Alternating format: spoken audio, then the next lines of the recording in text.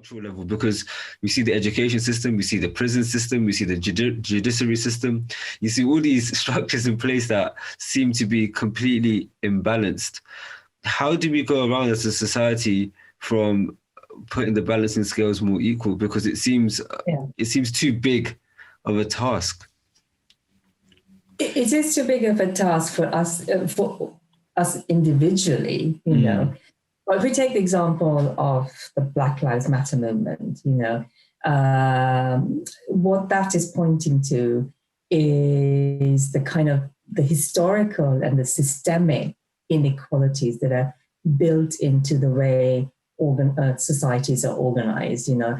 And it's mainly come out of the US, but actually, since the death of George Floyd, the Black Lives Matter movement has actually inspired movements around the world. So in Brazil, you know, Black Brazilians are now organizing around Black Brazilian Lives Matter. You know, I'm hearing, I haven't got the details, but I'm hearing that in India, for instance, the indigenous communities, the Adivasi, are organizing because, you know, to tell people that our lives matter, Adivasi lives matter too. So it's not about erasing the differences, as you say, because who you are as an Asian shapes your identity, your thinking, you know, your values, your priorities in life. Who you are as a Afro-Caribbean or a African person, or East Asian or a Chinese person or a Korean person shapes who you are. So it's not about erasing those differences, you know.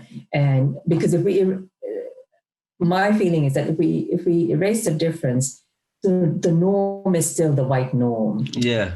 And that's not what we're arguing. That's not what we want to reach. You know, what we want to do is shift that norm, that in a way that values the cultures, the histories, and the cultural practices of all groups who live in Britain today or in America. And that does mean that the majority, ethnic majority in this country, which is the white British, might have to shift a little bit. They might have to give up a little bit, you know, in terms of how we define what we mean by British. In fact, how we define what we mean by English. There's a whole debate now. You know, what does Englishness refer to? No, because, you know, if somebody were to ask me, would you call yourself English? I would say no, because to me, that Englishness is about the St. George's flag, and that excludes me, you know. I would say I'm British, I'm happily British, but I'm not English, you know.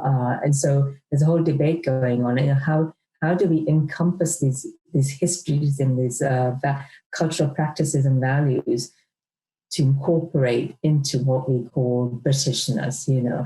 And that means that we need to acknowledge the colonial history of Britain and how white British people shaped the colonies and the people in the colonies, and how those relationships are the reason why many of us are here now. You know, why our parents migrated from East Africa or from India, from the Caribbean to Britain. You know, that it's that part of that colonial history. We didn't come to exploit the welfare system. We didn't come to, you know, take up jobs that should go to white British people. You know, we actually in the 50s and 60s, people from the Caribbean and people from the subcontinent were asked to come here to take up jobs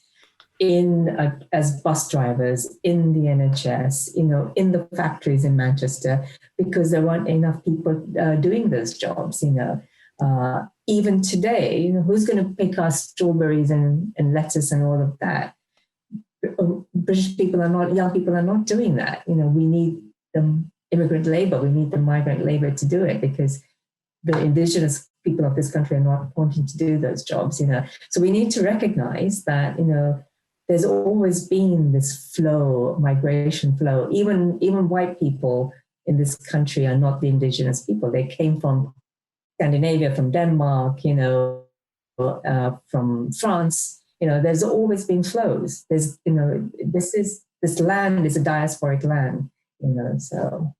No, I think you said so much there that I have so much to speak about.